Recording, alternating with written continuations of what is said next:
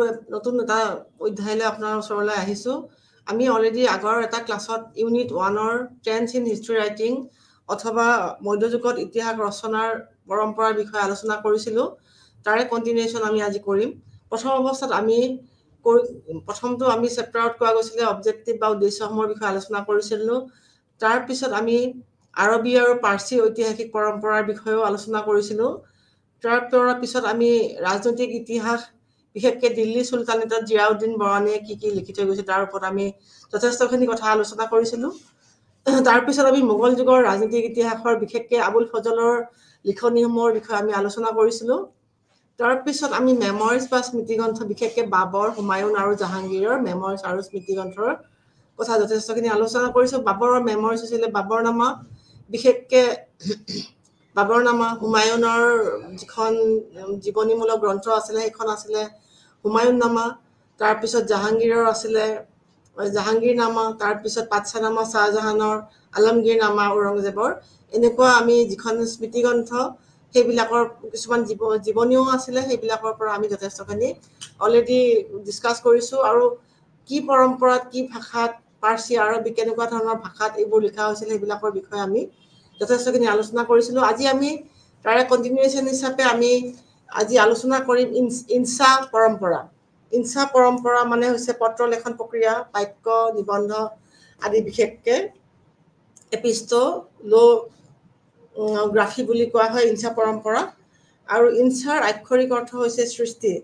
তথাপিতো ই ব্যক্তিগত চিঠি পত্ৰ লগতে ৰাজ্যিক তথা চৰকাৰী তথ্য যোগাযোগ আদি বুজায়।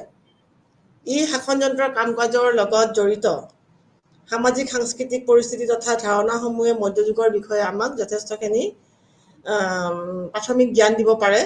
লগতে চুলতানেট যুগতো মোগলৰ লগত চুলতানেট যুগতো বিশেষকৈ মধ্যযুগ মেডিভেল ইণ্ডিয়াৰ বিষয়ে যথেষ্টখিনি ইনচা কালেকশ্যন আমি পাবলৈ পাৰোঁ, চুলতানেটতো পাব পাৰোঁ।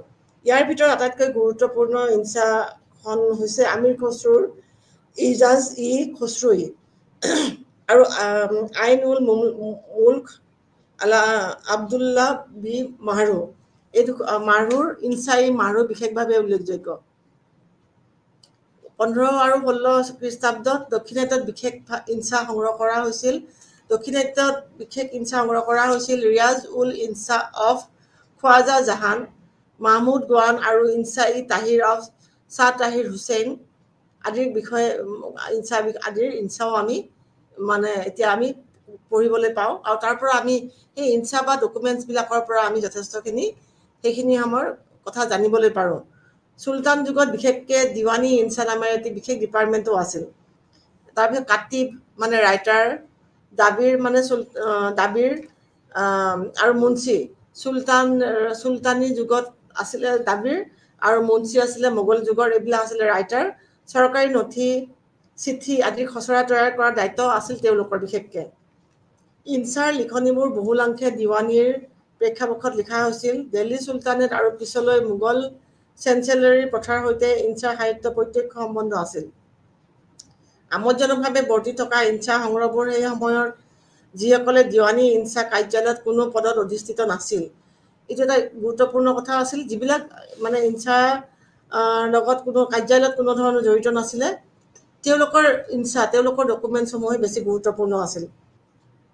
আইন উল মুল্ক অথবা আমিৰ খসৰুৱে দিৱানী ইনচাত কেতিয়াও সেৱা আগবঢ়াই পোৱা নাছিল যদিও তেওঁলোকৰ সংগ্ৰহৰ ভিতৰত চৰকাৰী আৰু ৰাজ্যিক চিঠিপত্ৰৰ বাহিৰেও বহুতো গুৰুত্বপূৰ্ণ ব্যক্তিগত চিঠিপত্ৰও আছিল। এই নথিপত্ৰসমূহ প্ৰায়ে বিভিন্ন উৎসৰ পৰা আহৰণ কৰা হৈছিল, কাৰণ এই নথিপত্ৰসমূহ লিখাৰ ধাৰণাটো মূলতঃ উপলব্ধ সকলো ধৰণৰ নথিপত্ৰ শৈলীৰ নমুনা প্ৰদান কৰিবলৈ লিখা হৈছিল। এইদৰে ইনচা দুই ধৰণৰ আছিল। এটা এপিষ্টগ্ৰাফী লিখাৰ বাবে, গতিকে সেইবোৰ বাস্তৱ হ'বই লাগিব বুলি ক'ব নোৱাৰি। মানছুৰ উল ইনচাৰ খোৱাজা জাহান, মাহমুদ গাৱান আদি এই ধৰণৰ ইনচাৰ উদাহৰণ আছিল। ইনচাৰ দ্বিতীয়টো ভাগ আছিল নথিপত্ৰ, চিঠিপত্ৰ সংৰক্ষণ কৰা। এই দ্বিতীয় প্ৰকাৰ ইনচা ঐতিহাসিক তাৎপৰ্য অতি বেছি আছিল। আমিৰ খসৰুৰ ইনচা লিখাৰ শৈলী অতিশয় অলংকৃত হ'লেও তুলনামূলকভাৱে ইনচা-ই-মাহৰুহে সহজভাৱে লিখা হৈছিল। ইজিজ খসৰু 1292 খ্ৰীষ্টাব্দৰ আশে-পাশে লিখা সংকলিত কৰা হৈছিল। গদ্যৰ নমুনাৰ উপৰি ইয়াত ফাতনামা, ফাৰমান, পৰৱানা, খসৰুৱে নিজে পৰৱানা, আৰ্জদাস আদি নথিপত্ৰ উল্লেখ কৰা হৈছে। আমিৰ খসৰু নিজেও স্বীকাৰ কৰিছে যে তেওঁ নিজৰ কল্পনা শক্তি, ফিক্সিয়াছ লেটাৰ আদি লিখাৰ সময়ত তেওঁ ব্যৱহাৰ কৰিছিল। কিন্তু তেওঁ কেইখনমান চিঠিয়ে সমসাময়িক ইতিহাস তথা সমাজখনৰ ওপৰত যথেষ্ট পোহৰ পেলাইছে। তেওঁ উল্লেখ কৰা এনেকুৱা দুখন গুৰুত্বপূৰ্ণ চিঠি হ'ল আলাউদ্দিনে ৰাজপাটত বহাৰ সময়ত তেওঁ জাৰি কৰা ফাৰমান, দাখাউনতি বিজয়ৰ পিছত জাৰি কৰা বলবানৰ ফাৰমান। আমিৰ খসৰুৰ ইনচা এই ক্ষেত্ৰত যথেষ্ট উপযোগী আছিল বুলি আমি ক'ব পাৰোঁ। এই চিঠিবোৰৰ মাজেৰে আমি সেই সময়ৰ বিভিন্ন সাহিত্যিক আৰু সাংস্কৃতিক, সামাজিক গুৰুত্বপূৰ্ণ ব্যক্তিৰ বিষয়েও জানিব পাৰোঁ। ইয়াৰ উপৰিও সমসাময়িক প্ৰশাসন, অৰ্থ-সামাজিক অৱস্থা আৰু লগতে সেই সময়ৰ ধৰ্মীয় আৰু সাহিত্যিক পৰম্পৰাৰ ওপৰতো ই মূল্যৱান প্ৰভাৱ পেলায়। মানে অকল যে চৰকাৰী ডকুমেণ্টছ হ'লে চৰকাৰৰ কথাই হ'ব এনেকুৱা নহয়, ধৰ্মীয় আৰু সাহিত্যিক পৰম্পৰাৰ ক্ষেত্ৰতো ইয়াৰ যথেষ্টখিনি গুৰুত্ব আছে। ৰছিদুদ্দিন ফাজুল্লাৰ মুক্তাবাদ ৰছিদি যদিও ইৰাণৰ এগৰাকী শক্তিশালী উজিৰে লিখিছিল, হামাদানিয়ে লিখিছিল, তথাপিতো ইল খালজীৰ সম্পৰ্ক বুজিবলৈ অতি গুৰুত্বপূৰ্ণ আছিল। চিঠিবোৰ লিখা হৈছিল প্ৰায় 1304 পৰা 1307 ভিতৰত, যেতিয়া ফাজলুল্লাই দ্বিতীয় খানী শাসক উজলিটুক ভিজিট কৰিছিল। খবৰ পোৱা গৈছে যে তেওঁক আলাউদ্দিন খিলজীয়ে উষ্ণ আদৰণি জনাইছিল আৰু তেওঁক 4খন ৰাজমুক্ত গাঁও ফুৱাৰ খাল হিচাপে প্ৰদান কৰিছিল বুলিও কোৱা হয়। ইয়াত ফাজলুল্লাই প্ৰেৰণ কৰা আলাউদ্দিনৰ পত্ৰ এখন আছে, যাৰ পৰা অনুমান কৰিব পাৰি যে মধ্য এছিয়াৰ মংগোলীয়সকলৰ সৈতে ই জড়িত আছিল। আলাউদ্দিনৰ উদ্বেগ সত্ত্বেও ইল খানিদসকলৰ সৈতে সম্পৰ্ক আছিল। তেওঁৰ পত্ৰৰ জৰিয়তে আমি সেই সময়ৰ বিশিষ্ট সাহিত্যিক শ্ৰেণীৰ বিষয়ে জানিব পাৰোঁ। তেওঁ বিশেষভাৱে দিল্লীৰ মৌলানা শামছুদ্দিন হিন্দক তেওঁৰ সময়ৰ এগৰাকী বিশিষ্ট গণিতজ্ঞ হিচাপে উল্লেখ কৰিছে। ইনচাই মাৰহু হৈছে মাৰহুৰ ব্যক্তিগত চিঠিপত্ৰৰ সংকলন। বিশেষকৈ গুৰুত্বপূৰ্ণ হৈছে তেওঁৰ চিঠিসমূহ, যিবোৰ তেওঁ ফিৰোজ শ্বাহ তুগলকৰ ৰাজত্বকালত মুলতানৰ গভৰ্ণৰ হিচাপে থাকোঁতে লিখিছিল, যদিও ইয়াৰ কিছুমান মহম্মদ তুগলকৰ ৰাজত্বকালৰ সৈতেও জড়িত আছিল। ইনচাৰ 104খন নথিপত্ৰ মূলতঃ মানছুৰ, মিছাল, আহাদনামা, আৰ্দাষ্ট, ব্যক্তিগত চিঠি আৰু ঘোষণাৰ বিষয়ে উল্লেখ কৰা হৈছে। ই সেই সময়ৰ আৰ্থ-সামাজিক, সাংস্কৃতিক, ৰাজনৈতিক, প্ৰশাসনিক ইতিহাসৰ ওপৰত যথেষ্টখিনি মূল্যৱান পোহৰ পেলায়। ইনচাই ধৰ্মীয় অনুদানৰ উদ্দেশ্যৰ বিষয়ে আকৰ্ষণীয় তথ্যও আগবঢ়ায়। দেখা যায় যে অনুদান সাধাৰণতে ব্যক্তিগত অনুকূল হিচাপে দিয়া হোৱা নাছিল, বৰঞ্চ ই ব্যক্তিগত দান-বৰঙণিৰ লগতহে জড়িত আছিল। ধৰ্মীয় অনুদানৰ স্বৰূপ বুজিবলৈ মাৰহুৰ এক গুৰুত্বপূৰ্ণ উৎস। আমোদজনকভাৱে অতীতৰ চুলতান মাহমুদ বিন ছাম, ৰাজকুমাৰ মাহমুদ, গিয়াছুদ্দিন তুগলক লগতে শিক্ষক মুৱাজিন আদিক আশীৰ্বাদ দিয়াৰ বাবে অনুদান দিয়া হৈছিল। নিজামীয়ে উল্লেখ কৰিছে যে ই শক্তিৰ নহয়, আচলতে দুৰ্বলতাৰহে পৰিচয় আছিল। আলাউদ্দিনে মাহমুদ তুগলকৰ যুগত হোৱা এনেকুৱা আহদনামাৰ উপস্থিতি পোৱা নাযায়। কিছুমান চিঠিত কৰসমূহ, ৰাজহসমূহ বাস্তৱতে নোহোৱাৰ সৈতে জড়িত বিষয়বস্তুৰ লগত আলোচনা কৰা হৈছে। ইয়াৰ এখন চিঠিৰ পৰা আমি জানিব পাৰোঁ যে বলপূৰ্বক শ্ৰমৰ অসন্মতিৰ ইংগিত দিয়া হৈছিলে। মাৰহুৰ চিঠিবোৰ ৰাজহৰ শব্দভাণ্ডাৰৰ সংখ্যাও বুজিবলৈ ব্যৱহাৰ কৰিব পাৰি। বিশেষকৈ কৰসমূহ জিজিয়া, খাৰ্জ, খোট, দখনা, চিক, ইদ্ৰাৰ, খাৰ্জী আদিৰ স্বৰূপ। মাৰহুৰ চিঠিখনে মাৰহুৰ চিঠিখনৰ পৰা বুজিব পাৰি যে ফিৰোজে কি কাৰণে ইবাহতী লৈছিল, অৰ্থাৎ আনুষ্ঠানিকভাৱে বিবাহ বিচ্ছেদ হোৱাৰ আগতে আন এগৰাকী মহিলাক বিয়া কৰোৱা প্ৰথা। এই প্ৰথাটোৰ বিৰুদ্ধে কঠোৰ পদক্ষেপ লৈছিলে ফিৰোজ শ্বাহ তুগলকে। কিয় লৈছিলে এই বিষয়ে আমি জানিব পাৰোঁ। ইয়াৰ পৰা অনুমান কৰিব পাৰি যে এনে ধাৰা বৃদ্ধি পাইছিল আৰু সেইবাবে ফিৰোজে এনে প্ৰথাৰ বিৰুদ্ধে কঠোৰ পদক্ষেপ লৈছিল। জমিদাৰ শ্ৰেণী গঠনৰ সৈতে জড়িত এটা আকৰ্ষণীয় দিশ ব্যাখ্যা কৰা হৈছে আৰু 1050 চনত ফিৰোজে ঘোষণাৰ লগত মিল আছে যে মুকাদ্দম আৰু মাফৰাজা জিয়ানসকলে একেলগে জমিদাৰ শ্ৰেণী গঠন কৰিছিল। আমি বিশেষকৈ মাৰুৰ পৰা আমি ইনচা পৰম্পৰাৰ ক্ষেত্ৰত মাৰুৰ পৰা যথেষ্টখিনি ইনফৰমেশ্যন পাব পাৰোঁ। মোগল যুগতো আমি তেনেদৰে ইনচা পাইছিলোঁ আৰু সৰহসংখ্যক ইনচা মোগল যুগৰ পৰাই আমি আহৰণ কৰিছোঁ। আৰম্ভণিৰ পৰাই হাকিম ইয়াজুজিৰ মানচুৰি মালিক বাদাই উল ইনচা পৰা আৰম্ভ কৰি মানচুৰ অফ মালিক খাতলৈকে আমি 1533 পৰা 1683 খ্ৰীষ্টাব্দলৈ যথেষ্টখিনি কথা জানিব পাৰোঁ। সকলোবোৰ ইনচা সংগ্ৰহৰ ভিতৰত আবুল ফজলৰ নাম মুক্তাবাদ ওৱানত আলামী অৰ্থাৎ তেওঁৰ ভতিজা আব্দুল চামাদে সংগ্ৰহ কৰা আৰু ৰুকাৱত আবুল ফজল আন এজন ভতিজাক নাছিৰুদ্দিন মহম্মদে সংগ্ৰহ কৰা আছিল উল্লেখযোগ্য। আবুল ফজলৰো এই দুখন ইনচা উল্লেখযোগ্য আছিল বুলি আমি ক'ব পাৰোঁ।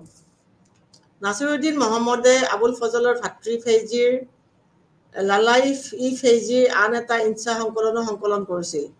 জাহাংগীৰৰ ৰাজত্ব কালত মথুৰা দাস কাম্বোজাৰ পুত্ৰ হৰকৰণে ইনচা হৰকৰণ ঔৰংজেবে নিজৰ ৰুকাত লিখিছিল। যদিও ই অতি চমু তথাপিতো অতি মূল্যৱান আছিল। ইয়াৰ উপৰিও ঔৰংজেবে ৰাকাইন কৰিম লালা আমাত তাইবাত আদিৰ চিঠিৰ বিশাল সংকলন এতিয়াও বৰ্তি আছে। আন ইনচা সংগ্ৰহৰ ভিতৰত মুনচাল মামকিন অফ মীৰ আব্দুল কাজিম নামকিন, বাকিয়াৰ খান নিজামী চানি, ইনচা মুনিৰ অফ মুনিৰ বুকাৰী আৰু মুনচাত বাহৰান অফ চন্দ্ৰভান ইত্যাদি বিশেষভাৱে গুৰুত্বপূৰ্ণ ইনচা আছিল সেই সময়ৰ ছ'চিঅ' ইকনমিক আৰু কালচাৰেল কণ্ডিশ্যন বুজিবলৈ। ইয়াৰ পৰা আমি ইনচাৰ বিষয়ে কিছু কথা জানিব পাৰিলোঁ। এতিয়া আমি জানিম চুফি লিখনিসমূহৰ বিষয়ে। চুফি লিখনিসমূহৰ আগতে আমাৰ আছিল এটা অফিচিয়েল ডকুমেণ্ট বা চৰকাৰী নথি পত্ৰও আমাৰ এটা গুৰুত্বপূৰ্ণ সমল আছিল।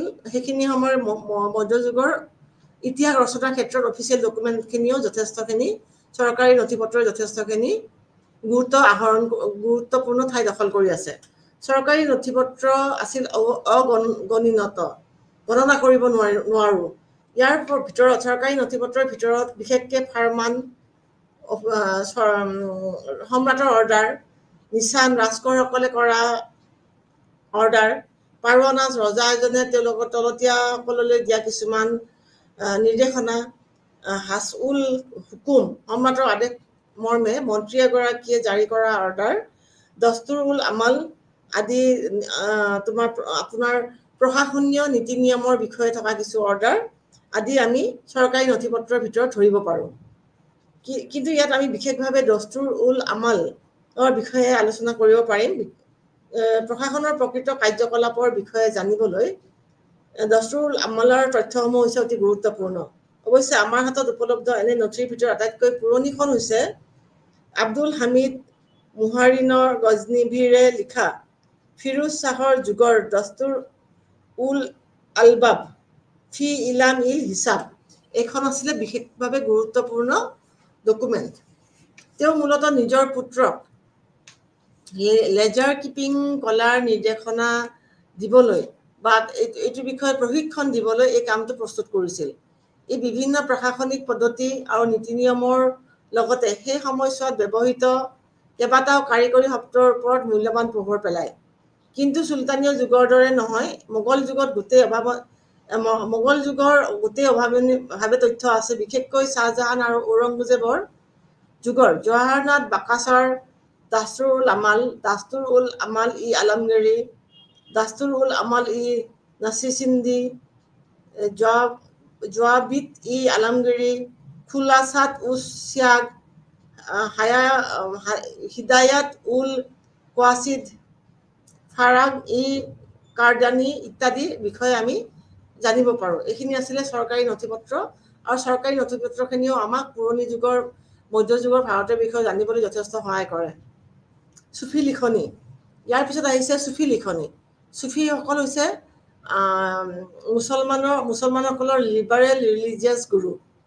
চুফি লিখনি, এতিয়া এই চুফি লিখনিসমূহত বা ৰহস্যবাদী বিৱৰণীসমূহত আমি বিশেষকৈ তিনি ধৰণৰ সাহিত্য দেখিবলৈ পাওঁ। এখন হৈছে মুলফুজাত, আনখন হৈছে মুক্তাবাদ আৰু চুফীসকলৰ জীৱনীমূলক গ্ৰন্থ তাজকিৰা। চুফী সাহিত্যত মুলফুজাতবোৰৰ গুৰুত্ব অতি বেছি। মুলফুজাত হৈছে চুফী আৰু ৰহস্যবাদীসকলৰ কথোপকথন বা শিষ্যসকলৰ মাজত কথোপকথন। এই মুলফুজাতসমূহে মূলতঃ নৈতিক আৰু ধৰ্মীয় দিশসমূহক সম্বোধন কৰিলেও ই সৰ্বসাধাৰণ মানুহৰ সাধাৰণ জীৱন আৰু অৱস্থাৰ ওপৰত মূল্যৱান পোহৰ পেলায়, যিবোৰৰ বিষয়ে সেই সময়ৰ চৰকাৰী ইতিহাসবিদসকলে দাঙি ধৰাত ব্যৰ্থ হয়। কে.এম. নিজামীয়ে 1982 চনত এই কথা সঠিকভাৱে কৈছে যে বহু সময়ত চুফী আৰু ৰহস্যবাদী সাহিত্যত থকা তথ্যসমূহে ৰাজনৈতিক বুৰঞ্জীসমূহে সৃষ্টি কৰা আৰু স্থায়ী কৰি ৰখা চাপসমূহৰ সংশোধনী হিচাপে ব্যৱহাৰ কৰা হৈছিল। ইয়াকে বুজাইছে যে মানে যিবিলাক আমাৰ ৰাজনৈতিক মানে ডকুমেণ্টছ আছিল, অফিচিয়েল ডকুমেণ্টছ আছিল, সেইবিলাকে মানুহৰ ওপৰত যিখিনি চাপ দিছিল, প্ৰেছাৰ দিছিল, সেইবিলাকক সংশোধন কৰিছিল। ভাৰতত ৰচিত এনে মুলফুজাতৰ ভিতৰত আটাইতকৈ প্ৰাচীন হৈছে আমিৰ হাছান চেইজিৰ ফুৱাদুল ফুৱাদ, হৈছে শ্বেইখ নিজামুদ্দিন আউলিয়াৰ কথোপকথনৰ সংকলন। তেনেদৰে মুক্তাবাদ হৈছে চুফী চেইণ্টসকলৰ চিঠিপত্ৰ তথা যোগাযোগৰ মাধ্যম, যাৰ দ্বাৰা তেওঁলোকে দূৰ দূৰণিত থকা তেওঁলোকৰ শিষ্যসকলক প্ৰশিক্ষণ দিব পাৰে বা তেওঁলোকৰ লগত যোগাযোগত থাকিব পাৰে। ইয়াত তেওঁলোকৰ শিষ্যসকলে সন্মুখীন হোৱা বিভিন্ন প্ৰকৃতিৰ সমস্যাসমূহ ওপৰত গুৰুত্ব আৰোপ কৰা হৈছিল আৰু সেইবিলাক সমাধানৰ ব্যৱস্থাও কৰিবলৈ ব্যৱস্থা আছিল। এই মুক্তাবাদৰ ভিতৰত আবুল কোৱাদ্ৰাছ গাংগোহী, শ্বেইখ আহমদ চিৰিণ্ডি, শ্বাহ ৱালিৱা আৰু খ্বাজা মছুৰৰ চিঠিপত্ৰ বা লিখনিসমূহ বিশেষভাৱে গুৰুত্বপূৰ্ণ। তাৰোপৰি চুফীৰ লিখনিবোৰৰ আন এটা গুৰুত্বপূৰ্ণ ভাগ আছিল তাজকিৰা বা জীৱনী, চুফী চেইণ্টসকলৰ জীৱনীসমূহ। সাধাৰণতে এইবোৰত অতিৰঞ্জিত আলৌকিকতা আছিল, সেইবাবে এইবোৰ লিখনি আমি অতি বেছি মানে ক্ৰিটিকেলি সমালোচনাত্মক দৃষ্টিভংগীৰে ইয়াকে আমি ষ্টাডি কৰিব লাগিব। উদাহৰণস্বৰূপে আমিৰ খসৰুৰ শ্বেইখ ফাৰিদুদ্দিন গানজী চৰকাৰৰ বিৱৰণী পিছলৈ বিভিন্ন অলৌকিক কাহিনীৰ মাজত সোমাই পৰিছিল।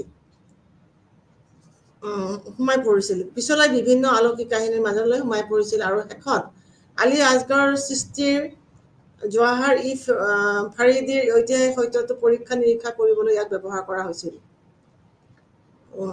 এইদৰে যেতিয়া ৰহস্যময় সাহিত্য বিশ্লেষণ কৰাৰ সময়ত সংশ্লিষ্ট লিখকৰ উৎস আৰু পটভূমিৰ বিষয়ে ভালদৰে আমি আলোচনা কৰি লোৱাটো প্ৰয়োজনীয়। সেইকাৰণে কোৱা হৈছে চুফী লিখনিসমূহৰ বিষয়ে, বিশেষকৈ তাজকিৰা বা জীৱনীসমূহত আমি বহুত বেছি ভালদৰে সমালোচনাৰে বহুত বেছি ভালকৈ আমি ঠিক ঠাক কৰি ল'লেহে আমি সেইখিনি সময়ত অৰিজিন বা প্ৰকৃত সত্য আমি দেখিবলৈ পাম। নেক্সট আহিব আমাৰ বিদেশী ভ্ৰমণকাৰীৰ একাউণ্ট। বিদেশী ভ্ৰমণকাৰীৰ একাউণ্টত আমি বিশেষভাৱে পাবলৈ পাম মানে সেইখিনি সময়ত ভাৰত ভ্ৰমণ কৰা বিদেশী ভ্ৰমণকাৰী হ'ব পাৰে, বেলেগ কামতো ভাৰতলৈ অহা মানুহ হ'ব পাৰে, এনেকুৱা ধৰণৰ কথা আমি পাম। মধ্যযুগত ভ্ৰমণৰ আটাইতকৈ প্ৰাচীন বিৱৰণ আৰৱ ভূগোলবিদসকলৰ পৰা আমি পাবলৈ পাৰোঁ। কিছুমানে ভাৰত ভ্ৰমণ কৰিছিল আৰু আন কিছুমানে ভ্ৰমণ কৰাসকলৰ পৰা তথ্য ধাৰলৈ লৈছিল। যেতিয়া আল মামুনে বাগদাদ বাইত উল হিকমা স্থাপন কৰে, তেতিয়াই আৰৱ ভাৰত সম্পৰ্ক আমূল গতি লাভ কৰিছিল। এনেদৰে বহুকেইখন সংস্কৃত গ্ৰন্থ আৰবীয় ভাষালৈ অনুবাদ কৰাৰ প্ৰকল্প আৰম্ভ কৰা হৈছিল, যাৰ ফলত সংস্কৃত আৰু আৰবিক দুয়োটা ভাষা জনা পণ্ডিতৰ এটা শৃংখলা সৃষ্টি হৈছিল। যিহেতু সংস্কৃত ভাষা লিখনিৰ পৰা আৰবীয় ভাষালৈ এইবোৰ ট্ৰেন্সলেট কৰা হৈছিল বা বাহিৰা ভ্ৰমণকাৰীসকলে সংস্কৃত গ্ৰন্থ অধ্যয়ন কৰি তেওঁলোকৰ ভ্ৰমণ কাহিনীৰ বনাইছিল, লিখিছিল। গতিকে তাৰ কাৰণে আমাৰ আৰবীয় ভাষা আৰু সংস্কৃত ভাষা জনা পণ্ডিতৰ প্ৰয়োজন হৈছিল আৰু সেইকাৰণে এটা শৃংখলাৰ উত্থান ঘটিছিল, যিয়ে নেতৃত্ব দিছিল ভাৰতীয় পণ্ডিত সংস্কৃতি আৰু ইতিহাসৰ প্ৰতি আগ্ৰহ।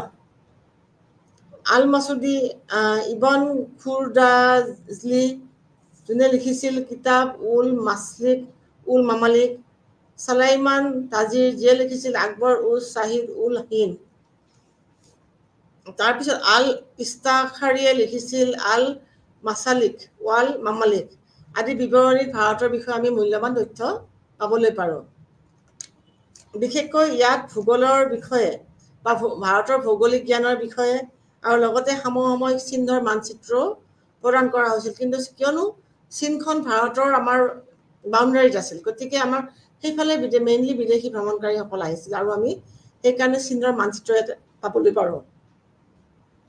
ইবন হাকলে কিতাব চুৰাল উল আৰ্জ, কিতাব মাছালিক উল মামালিক আদিত ভাৰতৰ লগতে ইয়াৰ চহৰসমূহৰ বিষয়েও আকৰ্ষণীয় বিৱৰণ আগবঢ়াইছে আৰু লগতে চীন প্ৰদেশৰ এখন মানচিত্ৰও দিছে। চুলতান মাহমুদ অৱ গাজনীৰ লগত ভাৰতলৈ অহা আল বেৰুনীৰ ভ্ৰমণ কাহিনী আমি কিতাবুল হিন্দত সেই সময়ৰ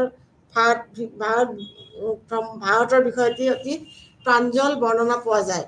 আল বেৰুনীৰ এই কিতাপখন বহুত ভাষালৈ অনুবাদ কৰা হৈছে আৰু ইয়ে চুলতান মাহমুদ যেতিয়া আহিছিল সেইখিনি সময়ত ভাৰতত মুছলমানৰ শাসন আৰম্ভণিয়ে হোৱা নাছিল, যদিও আমি সেইখিনি সময়ত ভাৰতত মুছলমান শাসন আৰম্ভণিৰ আগত কেনেকুৱা ধৰণৰ আমাৰ ভৌগোলিক জ্ঞান আৰু লগতে ৰাজনীতি আমাৰ কেনেকুৱা আছিল এইবিলাক বিষয়ে আমি আল বেৰুনীৰ বা সমাজৰ বিষয়ে আমি আল বেৰুনীৰ কিতাবুল হিন্দৰ পৰা যথেষ্টখিনি তথ্য আহৰণ কৰিব পাৰোঁ। আল উমেৰীয়েও ভাৰত ভ্ৰমণ কৰা আল উমেৰী বোলে আন এগৰাকী ৰাইটাৰ যিয়ে কেতিয়াও ভাৰত ভ্ৰমণ কৰাই নাছিল। তেওঁ ভাৰতৰ বিষয়ে এটা সম্পূৰ্ণ আৰু গুৰুত্বপূৰ্ণ তথ্য আগবঢ়াই থৈ গৈছে। তেওঁৰ গ্ৰন্থ মাছালিক উল আফছাৰ যি মোমালিক ইল আমছাৰ, যিখন ভাৰত ভ্ৰমণ কৰা আন ভ্ৰমণকাৰীৰ লিখনিৰ পৰা তেওঁ সংগ্ৰহ কৰিছিল। তেওঁ নিজে ভাৰত ভ্ৰমণ কৰা নাছিল, কিন্তু যিবিলাক ভাৰত ভ্ৰমণকাৰী আছিল বিদেশী ভ্ৰমণকাৰীৰ পৰা তেওঁ কিছু তথ্য আহৰণ কৰি তাৰ পৰা ভাৰতৰ বিষয়ে অতি গুৰুত্বপূৰ্ণ টুকুৰা লিখি থৈ গৈছিল। আমোদজনকভাৱে ভাৰতীয় ইতিহাসবিদসকলৰ বিপৰীতে তেওঁ বিস্তৃত প্ৰশংসা লাভ কৰিছিল। তেওঁৰ সীমাহীন উদাৰতা, বিশাল পাণ্ডিত্য, বৌদ্ধিক কৃতিত্ব আৰু প্ৰশাসনিক প্ৰতিভাৰ বাবে শ্বেইখ মুবাৰকৰ অধীনত আল উমাৰীয়ে লিখিছে যে চুলতানৰ উদাৰতা আৰু দান বৰঙণিৰ কামবোৰ এনেকুৱা যে বিশ্বই সেইবোৰ নিজ ভাল কামৰ তথ্যৰ পৃষ্ঠাত লিখিব লাগে আৰু ৰাইজে সেইবোৰ লিপিবদ্ধ কৰিব লাগে। তেখেতে আৰু মন্তব্য কৰে যে চুলতানে যিজনক দান কৰিছিল তেওঁৰ বাহিৰে আন কোনেও সোণেৰে সজোৱা সাজ পোছাক পৰিধান কৰিব নোৱাৰে আৰু ৰাজকীয় ৰাইড ভ্ৰমণ কৰিব নোৱাৰে। এই বিৱৰণীয়ে আমাক এফ্ৰ আছিয়ান দৃষ্টিভংগীৰ পৰা দিল্লী চুলতানীৰ ক্ষেত্ৰত বুজিবলৈ যথেষ্টখিনি জ্ঞান দিয়ে। তেওঁলোকৰ ভিতৰত ইবন বতুতা এজন মৰক্কন পৰ্যটক আছিল। 1333 খ্ৰীষ্টাব্দত ভাৰতত ভৰি দি 1346 খ্ৰীষ্টাব্দলৈ সময়ছোৱাত তেওঁ ভাৰতত বিভিন্ন ঠাই পৰিভ্ৰমণ কৰাই নহয়, তেওঁ দিল্লীত চুলতান মুহাম্মদ বিন তুগলকৰ অধীনত কাজী হিচাপে বহু বছৰ নিযুক্ত হৈ আছিল। ইবন বতুতাৰ গ্ৰন্থ ৰিলহাত আমি সেই সময়ৰ চুলতান মুহাম্মদ বিন তুগলকৰ সময়ৰ ভাৰতৰ ন্যায়িক ব্যৱস্থা, ৰাজনৈতিক সামৰিক প্ৰতিষ্ঠান, কৃষিজাত সামগ্ৰী বিশেষকৈ পাণ,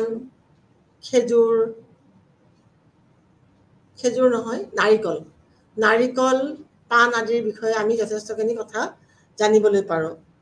ডাক ব্যৱস্থা, সাহিত্যিক, আদালত তথা ৰাজসভাৰ শিষ্টাচাৰ, বাণিজ্য, ওজন, জোখ-মাখ, ৰীতি-নীতি, আচাৰ ব্যৱহাৰৰ ওপৰতো যথেষ্ট মূল্যৱান পোহৰ আমি পেলাব পাৰোঁ। আল বেৰুনীৰ কিতাবুল হিন্দ আৰু ইবন বতুতাৰ ৰিলহাৰ পৰা আমি সেইখিনি সময়ৰ চুলতানেট পিৰিয়ডৰ আগৰ পৰাই চুলতান পিৰিয়ডলৈ আমি যথেষ্টখিনি কথা গম পাবলৈ পাৰোঁ। মোগল যুগত কিন্তু বিশেষকৈ এনেকুৱা ধৰণৰ মুছলমান ভ্ৰমণকাৰীতকৈও বিশেষভাৱে ইউৰোপীয়ান ভ্ৰমণকাৰীসকলে মোগল যুগত বেছি ঠাই অধিকাৰ কৰি আছে।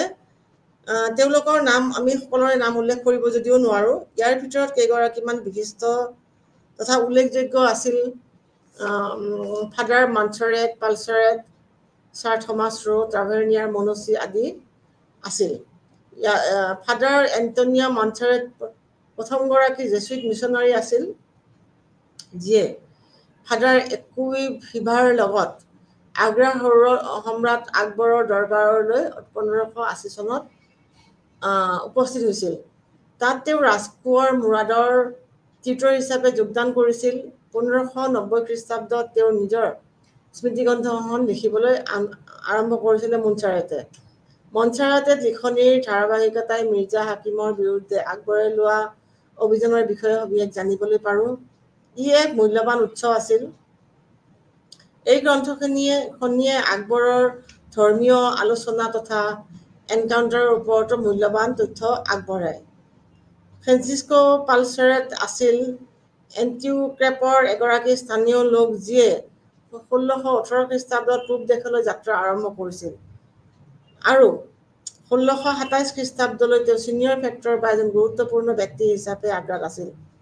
যদিও ৰেমনষ্ট্ৰেটাইনৰ ডাটছ বাণিজ্যিক কাৰ্যকলাপৰ কেন্দ্ৰ লিপিবদ্ধকৰণৰ কেন্দ্ৰ আছিল, তেওঁৰ বিৱৰণী হিন্দুস্তানৰ জনসাধাৰণৰ অৰ্থ-সামাজিক অৱস্থাৰ বিষয়ে যথেষ্ট পোহৰ দিয়ে।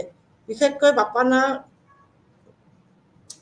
বায়ানা, চাৰ্খেজ আৰু মাৱাতৰ অঞ্চলৰ নীল খেতি আৰু মছলাৰ ব্যৱসায়ৰ ওপৰতো তেওঁ যথেষ্টখিনি লিখনি আগবঢ়াইছিল।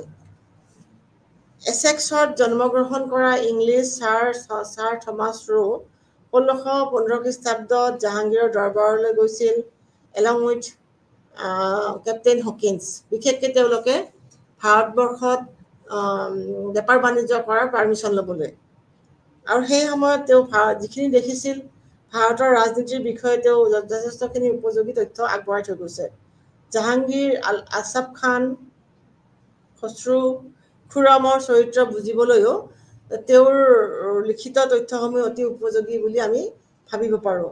নাওৰজ উৎসৱ উদযাপনৰ বিষয়ে তেওঁ বৰ্ণনা কৰা বিশদ বিৱৰণ আমাৰ যথেষ্ট অন্তৰ্দৃষ্টি সম্পন্ন। জিয়ান বেপ্টিষ্ট ট্ৰেভেৰনিয়াৰ আছিল এগৰাকী গহনা ব্যৱসায়ী বা হীৰা ব্যৱসায়ী। তেওঁ 6টা যাত্ৰা কৰিছিল। তাৰ ভিতৰত প্ৰথমটো যাত্ৰা আছিল 1640 খ্ৰীষ্টাব্দত। ইয়াৰ লগতে ট্ৰেভেৰনিয়াৰ টকা হৈছে সেই সময়ৰ বিশেষভাৱে কমাৰ্চিয়েল চাইড ডিৰেকশ্যনত বিশেষ কমাৰ্চিয়েল এক্টিভিটি বুজিবলৈ তেওঁৰ বিৱৰণীখন যথেষ্টখিনি গুৰুত্বপূৰ্ণ। আৰু বিশেষকৈ তেওঁ ট্ৰেড এণ্ড কমাৰ্চৰ ট্ৰিক্সসমূহ, কৌশলসমূহ, লগতে মানি লেণ্ডাৰ্ছ বা ভাৰতত থকা মানি লেণ্ডাৰ্ছ বা চাৰাপসমূহৰ বিষয়ে তেওঁৰ বিৱৰণীৰ পৰা যথেষ্টখিনি কথা জানিব পাৰোঁ। তাৰোপৰি তেওঁ যিহেতু এগৰাকী হীৰা ব্যৱসায় আছিলে, গহনা ব্যৱসায় আছিলে, তেওঁ সেইবিলাকৰ ওপৰত ইণ্টাৰেষ্ট আছিলে আৰু ভাৰতত গোলকুণ্ডাত থকা ডায়মণ্ড মাইনৰ ওপৰত তেওঁ এটা অতি গুৰুত্বপূৰ্ণ টোকা লিখি থৈ গৈছে। লগতে ধাতু, মেটেল বা ধাতু, ডায়মণ্ড, পাৰ্ল আদিৰ বিৱৰণীবোৰ তেওঁৰ একাউণ্টে আমাক যথেষ্টখিনি গুৰুত্বপূৰ্ণ তথ্য আগবঢ়ায়। ফ্ৰেন্সিস্কো বাৰ্নিয়াৰ, তাৰপিছত আহিলে ফ্ৰেন্সিস্কো বাৰ্নিয়াৰ আছিল বিশেষতঃ এগৰাকী ফ্ৰেঞ্চ ট্ৰেভেলাৰ, যিয়ে ঔৰংগজেবৰ সময়ত মোগল সাম্ৰাজ্য তথা ভাৰত ভ্ৰমণ কৰিছিল। এগৰাকী আগশাৰীৰ মোগল বিষয়া তথা সম্ভ্ৰান্ত ডেনিছমণ্ডৰ সেৱাতো নিযুক্ত আছিল আৰু ঔৰংজেবৰ দৰবাৰত এগৰাকী ফিজিচিয়ান তথা চিকিৎসক হিচাপে 12 বছৰ কাল তেওঁ কাৰ্যনিৰ্বাহ কৰিছিল। বাৰ্নিয়াৰৰ টোকাত মোগলৰ ৰাজপাটৰ বাবে হোৱা ৱাৰ অফ ছাকচেছন বা উত্তৰাধিকাৰী যুদ্ধৰ বিষয়ে প্ৰাথমিক আৰু প্ৰত্যক্ষ বিৱৰণী পাওঁ। লগতে তেওঁ ব্যক্তিগতভাৱে প্ৰত্যক্ষ কৰিছিল যে ৰাজকোঁৱৰ দাৰাচিকোক দিল্লী ৰাজপথত পেৰেড কৰি তেওঁ নিজে দেখিবলৈ পাইছিল। ঔৰংগজেবৰ এগৰাকী গানেৰে বৰ্ণনা কৰা বেটেল অফ ধাৰমাটৰ বিৱৰণীও যথেষ্টখিনি গুৰুত্বপূৰ্ণ। তেওঁ দিল্লী আৰু আগ্ৰা চহৰৰ মানুহৰ ৰীতি-নীতি, পৰম্পৰা, সাম্ৰাজ্যৰ ধন সম্পত্তি, ওমৰাহৰ মোগল কাৰখানাৰ কাম-কাজ, কৃষি আৰু কৃষকৰ অৱস্থা, ওমৰাহৰ শোষণ, মোগল গভৰ্ণৰ আৰু জাগিৰদাৰসকলৰ কাৰ্যকলাপ তথা শোষণৰ বিশদ বিৱৰণ তেওঁ দাঙি ধৰিছিল। তেওঁ লক্ষ্য কৰিছিল যে কৃষকসকলে শোষণৰ পৰা হাত সাৰিবলৈ তেওঁ লক্ষ্য কৰিছিলে যে কৃষকসকলে শোষণৰ পৰা হাত সাৰিবলৈ নিজৰ নিজৰ টেৰিটৰী বা অঞ্চল এৰি বেলেগ টেৰিটৰী বা অঞ্চললৈ ঢাপলি মেলিছিল। কাৰখানাসমূহত শিপিনীসকলৰ অৱস্থাও কাৰ্যকলাপো চিত্ৰাংকিত কৰা হৈছিল। চিত্ৰাংকিত কৰা হৈছিল আৰু তেওঁ বাৰ্নিয়াৰে তেওঁৰ একাউণ্টত শিপিনীসকলৰ যিখিনি যিখিনি তেওঁলোকৰ কাৰ্যকলাপ আছিল সেইবিলাক চিত্ৰ আকাৰত তেওঁ বৰ্ণনা কৰি থৈ গৈছিল। কিন্তু তাৰপিছত তেওঁ লিখিছিল যে মাটিৰ মালিকী স্বত্ব সন্দৰ্ভত তেওঁ পৰ্যবেক্ষণ কৰি লিখিছিল যে ৰজা মাটিৰ মালিক আছিল বুলি কোৱা হৈছে, সেয়া সম্পূৰ্ণৰূপে শুদ্ধ নাছিল। কিয়নো মোগলসকলে মাটিৰ উৎপাদিত সামগ্ৰীৰ ওপৰত নিজৰ নিয়ন্ত্ৰণ ৰাখিছিল আৰু কৃষকসকলেহে মালিকীস্বত্ব লাভ কৰিছিল। ৰজাই বা সম্ৰাটসকলে মাটিৰ মালিকীস্বত্ব লোৱা নাছিল। যিবিলাক কৃষক আছিল তেওঁলোকক মাটিৰ মালিকীস্বত্ব দিছিল আৰু ৰজাই এইবিলাকৰ ওপৰত নিয়ন্ত্ৰণ ৰাখিছিল। আৰু ৰাজহ যি যেতিয়ালৈ কৃষকসকল আছিল তেতিয়ালৈ সেইখিনি তেওঁলোকক তাৰ পৰা উচ্ছেদ কৰিব নোৱাৰিছিল। এনেকুৱা ধৰণৰ এটা ইউনিক, এটা স্পেচিফিক ছাইডত তেওঁ গুৰুত্বপূৰ্ণ এটা আমাক ইনফৰমেশ্যন দি থৈ গৈছে। তাৰপিছত আছে ভেনিছৰ দুঃসাহসিক কৰ্মী নিকোলা মানুচি। প্ৰথমতে তেওঁ দাৰাচিকোৰ সেনাবাহিনীত আৰ্টিলাৰী তথা সৈন্য হিচাপে নিযুক্তি হৈছিল। পিছলৈ 1664 খ্ৰীষ্টাব্দত তেওঁ ৰাজা জয়সিঙৰ সেৱাত যোগদান কৰিছিল আৰু তাত 1665 তেওঁ শিৱাজীক সাক্ষাৎ কৰিছিল। তেওঁ আহৰণ কৰা চিকিৎসা জ্ঞানৰ বাবে তেওঁ পিছলৈ 1670 খ্ৰীষ্টাব্দত লাহোৰত চিকিৎসক ৰূপে যোগদান কৰাৰ লগতে পিছলৈ তেওঁ 1678ত শ্বাহ আলমৰ পত্নীৰ ব্যক্তিগত চিকিৎসক হিচাপে নিযুক্ত হৈছিল। মানুচি ষ্টাৰিঅ' দ্য মগৰ নামৰ গ্ৰন্থখনে ঔৰংজেবৰ সময়ৰ ভাৰতবৰ্ষৰ বিষয়ে বিশদ বিৱৰণ দাঙি ধৰিছে। লগতে ডেকানৰ বা দক্ষিণাত্যৰ লগত ঔৰংজেবৰ সম্পৰ্ক আৰু নীতিৰ বিষয়টো জানিবলৈ দিয়ে। 1700 পৰা 1707 খ্ৰীষ্টাব্দলৈকে ঔৰংজেবৰ কাৰ্যকলাপসমূহ, যুদ্ধ বিগ্ৰহৰ বিষয়ে সবিশেষ আৰু বিস্তৃত বিৱৰণ তেওঁ দাঙি ধৰিছিলে। তাৰোপৰি হিন্দুস্তানৰ জনসাধাৰণৰ আচাৰ ব্যৱহাৰ তথা ৰীতি নীতি, নিয়ম কানুনসমূহৰ বিষয়তো যথেষ্টখিনি ইনফৰমেশ্যন আমাক যোগান ধৰে। তেওঁৰ বিষয়ে সেয়েহে উইলিয়াম আৰভাইনে শুদ্ধকৈ মন্তব্য কৰি থৈ গৈছে যে বিশ্বাসী কিছু ক্ষেত্ৰত অন্ধবিশ্বাসী, কেতিয়াবা উৰা বাতৰিও হ'ব পাৰে। তেওঁ আছিল অস্বাভাৱিক সুযোগৰ সৈতে এক তীক্ষ্ণ পৰ্যবেক্ষক। যি বাতৰিয়ে নহওক কিয় তেওঁ তীক্ষ্ণ পৰ্যবেক্ষণ কৰিহে সেইবোৰ লিখিবলৈ লৈছিল। এইখিনি আমি পালোঁ। এতিয়া আমি পাম আঞ্চলিক ইতিহাসৰ পৰম্পৰা। সেইখিনি সময়ত বা মধ্যযুগত আমি অলৰেডি যিখিনি পঢ়ি থৈ আহিলোঁ, ৰাজনৈতিক ইতিহাস মোগল আৰু চুলতানৰ, লগতে তুৰ্কী আৰু পাৰ্চী ভাষাৰ ইতিহাস, লগতে আমি পালোঁ মেমৰিজ বা স্মৃতিগ্ৰন্থসমূহ, লগতে আমি পালোঁ চুফীসকলৰ ইনচা পৰম্পৰা বা চিঠি পত্ৰ সংকলন, তাৰপিছত পালোঁ চৰকাৰী নথি পত্ৰ সংকলন, তাৰপিছত আমি পালোঁ চুফী বা ধৰ্মীয় নেতা গুৰুসকলৰ কিছু লিখনি, এইখিনিৰ পিছত আমি পালোঁ বিদেশী ভ্ৰমণকাৰীসকলৰ একাউণ্ট। এইখিনিৰ পিছত আমি পাম এতিয়া আঞ্চলিক ইতিহাসৰ পৰম্পৰা। ভাৰতত যথেষ্টখিনি আঞ্চলিক ৰাজ্য আছিল। সেই ৰাজ্যবিলাকৰ নিজৰ নিজৰ ইতিহাস লিখাৰ পৰম্পৰা আছিল। তাৰ ভিতৰত আমি প্ৰথমতে আমি উল্লেখ কৰিম ৰাজস্থানৰ ইতিহাস লিখনিৰ পৰম্পৰা। আঞ্চলিক ইতিহাসৰ পৰম্পৰাৰ ভিতৰত ৰাজস্থান ষ্টেট আৰ্কাইভ বিকানীৰত বিভিন্ন ৰাজস্থানী উপভাষাত লিখা বিশাল ৰেকৰ্ড সংৰক্ষিত হৈ আছে জয়পুৰ আৰ্কাইভত। ৰাজস্থান ষ্টেট আৰ্কাইভত যথেষ্টখিনি ৰাজস্থানী চাব লেংগুৱেজত লিখা বা উপভাষাত লিখা যথেষ্টখিনি ইতিহাস তথা লিখনি সংৰক্ষিত হৈ আছে। আটাইতকৈ প্ৰাচীন ৰেকৰ্ডটো হৈছে 1700 শতিকাৰ, যিটো বহুলাংশে জয়পুৰ ৰেকৰ্ডছ নামেৰেও জনা যায়। ফাৰমান্স, নিচান্স, চামাজ আখাবাৰাত দাৰবাৰ মুল্লাই মোগলৰ সৈতে জয়পুৰৰ পৰিয়ালৰ কেনেকুৱা ধৰণৰ সম্বন্ধ আছিল বা কেনেকুৱা আমি জানো মোগলসকলৰ লগত জয়পুৰ তথা ৰাজস্থানৰ যথেষ্টখিনি ঘনিষ্ঠ সম্পৰ্ক আছিল সেইবিলাকৰ ওপৰত এই উপভাষা এই যিবিলাক আঞ্চলিক ইতিহাস যথেষ্টখিনি তাতে আমাক ডিটেইলছত ক্লিয়াৰলি আমাক ইয়াৰ ওপৰত পোহৰ পেলায় ইয়াৰ উপৰি মোগল দৰবাৰৰ ৰাজনীতিৰ সৈতে জড়িত ৱকিল ৰিপৰ্টছ বহুত পাৰ্চিয়ান এণ্ড ৰাজস্থানী আছে য'ত 1663 পৰা আৰম্ভ হোৱা তাতে আনকি আয় ব্যয়ৰ হিচাপো আছে ৰাজহৰ আয় ব্যয়ৰ হিচাপো আছে আৰু আমি মানে অকল পলিটিকেল বা সামাজিক বা সাংস্কৃতিক ধৰ্মীয় এনেকুৱা ধৰণৰ ৰিলেশ্যনৰ কথা নকয় আমি তাতে মোগলসকলৰ মানে আয় ব্যয় বা ৰাজহৰ বিষয়ে আমি যথেষ্টখিনি ইনফৰমেশ্যন পাব পাৰোঁ ৰাজস্থানৰ আঞ্চলিক ইতিহাসৰ পৰা তাৰোপৰি ৰাষ্ট্ৰ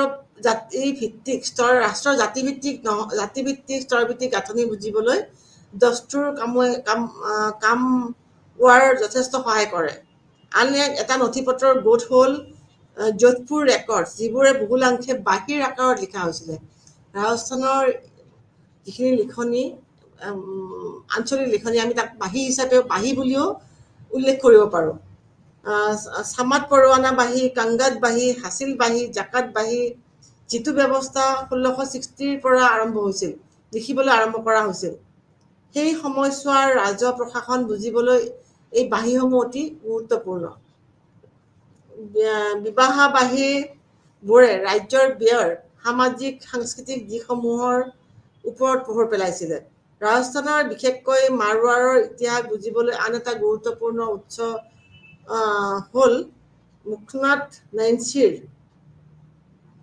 মাৰৱাৰ পাৰগানা বিগাট তেওঁ বিগাট লিপিবদ্ধ কৰা বিশিষ্ট তথ্যৰ বাবে নেন্সিক ৰাজস্থানৰ আবুল ফজল বুলিও ক'ব পাৰি নেন্সি নিজেই দাস দেৱান হোৱাৰ বাবে দাস দেৱান আমাৰ এবাৰ অফিচাৰ্ছ আছিলে আৰু সেইকাৰণে তেওঁ সেই অঞ্চলটোৰ গাঁও পৰ্যায়ৰ অভিলেখবোৰ তেওঁ চাবলৈ সুবিধা আছিলে মাৰৱাৰৰ অঞ্চলৰ জনগাঁথনি বাসস্থান কূপ খেতি আৱৰ্জনা পশুশক্তি আদিৰ বিষয়ে জানিবলৈ আমি নাঞ্চিৰ মানে ডকুমেণ্টছবোৰ বা নাঞ্চিৰ টকাবোৰ যথেষ্টখিনি গুৰুত্বপূৰ্ণ ইয়াৰ পিছত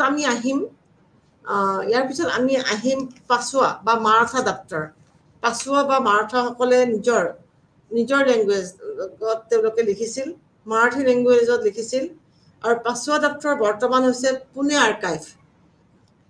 আৰ্কাইভত পেছোৱা আৰু ইষ্ট ইণ্ডিয়া কোম্পানী সম্পৰ্কীয়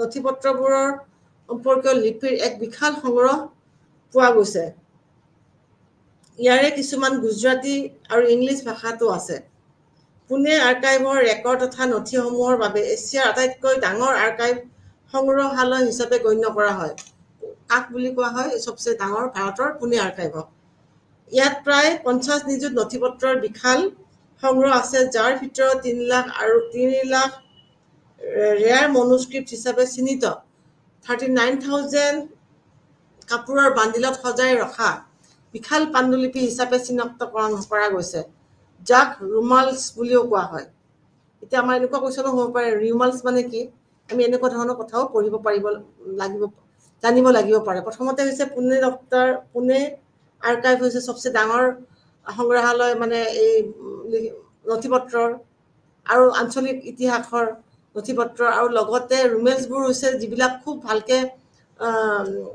সংৰক্ষিত কৰা হৈছে খুব মানে বিশেষভাৱে সংৰক্ষিত কৰা হৈছে বিৰল পাণ্ডুলিপি আছিল এইবিলাক কোৱা হৈছে ৰুমেলছ আনকি কিছুমান নথিপত্ৰ শিৱাজী যুগৰ পৰাও পোৱা গৈছিল এই নথিপত্ৰসমূহ অতি গুৰুত্বপূৰ্ণ ইয়াৰ পৰা পেছোৱাৰ শাসনকালৰ সামাজিক সাংস্কৃতিক আৰু ৰাজনৈতিক দিশৰ লগতে অঞ্চলটোত ব্ৰিটিছ নীতিৰ বিষয়ে আমি বুজিব পাৰোঁ গাঁও আৰু তহচিলৰ ডেকান কমিশ্যন তহচিলৰ নথিপত্ৰবিলাকো ইয়াত সুৰক্ষিত হৈ আছে লগতে ডেকান কমিশ্যনৰ ৰেকৰ্ড ইমান কমিশ্যনৰ পেপাৰবোৰ হৈছে শিৱাজী আদিল শ্বাহী আৰু নিজাম শ্বাহী যুগৰ ডায়েৰীৰ পৰা আমি তেওঁৰ লাহোৰ আক্ৰমণ বৃহৎ সংগ্ৰহ এতিয়া ক'লো প্ৰথমতে আমি গম পালোঁ এই নথিসমূহ যিবিলাক ৰুমালছ বুলি কৈছে তাৰ বাহিৰে আমি শিৱাজীৰ কিছুমান নথিপত্ৰ পাইছোঁ সেইবিলাক অতি গুৰুত্বপূৰ্ণ আমাৰ সেইখিনি সময়ৰ সামাজিক সাংস্কৃতিক অৰ্থ সামাজিক ৰাজনীতিক দিশৰ বিষয়ে আলোচনা কৰিবলৈ গাঁও আৰু তহচিলৰ নথিপত্ৰবিলাকো ইয়াতে সুৰক্ষিত হৈ আছে ইয়াত ডেকান কমিশ্যনাৰ ইমান কমিশ্যনাৰ পেপাৰ্ছবোৰ হৈছে শিৱাজী আদিল শ্বাহী নিজাম শ্বাহী ৰাজবংশৰ লেণ্ড ৰেকৰ্ডছৰ এক বিশাল সংগ্ৰহ পেছোৱা ৰঘুনাথ ৰায় ডায়েৰীৰ পৰা আমি তেওঁৰ লাহোৰ আক্ৰমণ আৰু বিজয়ী হোৱাৰ কথাও জানিব পাৰোঁ এইদৰে মোগলৰ পৰা ব্ৰিটিছলৈ পৰিৱৰ্তিত পৰিস্থিতি বুজিবলৈ আৰু অষ্টাদশ শতিকাত পৰিঘটনাসমূহ জানিবলৈ ৰাজস্থানৰ ষ্টেট আৰ্কাইভ আৰু পুনেৰ পেছোৱা দফতৰৰ দুয়োটাতে সংগ্ৰহিত ৰেকৰ্ড তথা নথিপত্ৰসমূহ অতি গুৰুত্বপূৰ্ণ আৰু ইয়াৰ ঐতিহাসিক মূল্য অপৰিসীম মাৰাঠাসকলৰ ইতিহাস গঢ়ি তুলিবলৈ বিশেষভাৱে যেনেকৈ আমি ৰাজস্থানৰ ইতিহাসৰ বিষয়ে বাঁহী নামৰ এক বিশেষ ধৰণৰ লিখনি পাওঁ তেনেদৰে মাৰাঠাসকলৰ ইতিহাসৰ জানিবলৈ আমি বাখাৰ বুলি এক শ্ৰেণীৰ বিশেষ ধৰণৰ লিখনি পাবলৈ পাৰোঁ বাখাৰসমূহ বিশেষভাৱে 17 আৰু 19 চেঞ্চুৰীত সংকলন কৰা হৈছিল বৃহৎ সংখ্যক বাখাৰ শিৱাজীৰ জীৱনৰ সৈতে জড়িত হৈ আছিল ইয়াৰ আশে পাশে 200খন বাখাৰ অস্তিত্ব আমি গম পাওঁ এইবিলাকৰ ভিতৰত আটাইতকৈ গুৰুত্বপূৰ্ণ হৈছে সবাহত বাখাৰ আজনাপাত্ৰ বাখাৰ মহাকাবিতিচি বাখাৰ এনেকুৱা ধৰণৰ আমি বহুত কেইখন বাখাৰ পাওঁ এতিয়া মহাকাবিতিচি বাখাৰ হৈছে আটাইতকৈ পুৰণি বাখাৰ শিৱাজীৰ বিষয়া কৃষ্ণজী আনন্দ 1694ত সবাহত বাখাৰ গ্ৰন্থখন ৰচনা কৰিছিল পিছলৈ ইয়াত চিত্ৰগুপ্তৰ কিছু লিখনিও মানে সংলগ্ন কৰা হৈছিল এইখন শিৱাজীৰ ওপৰত লিখা আটাইতকৈ পুৰণি বাখাৰ বুলি সবাহত বাখাৰখনক উল্লেখ কৰা হয় আজনাপত্ৰ বাখাৰত লিখা হৈছিল বাখাৰ লিখিছিল ৰামচান্দ পান্ত আমত্যাই 1716 খ্ৰীষ্টাব্দত য'ত তেওঁ শিৱাজীৰ পৰা শম্ভুজীলৈকে আটাইবোৰৰ কথাই উল্লেখ কৰিছে শক্তিশালী পেছোৱাসকলে বাখাৰ সাহিত্য ৰচনাৰ প্ৰতি উৎসাহ প্ৰদান কৰিছিল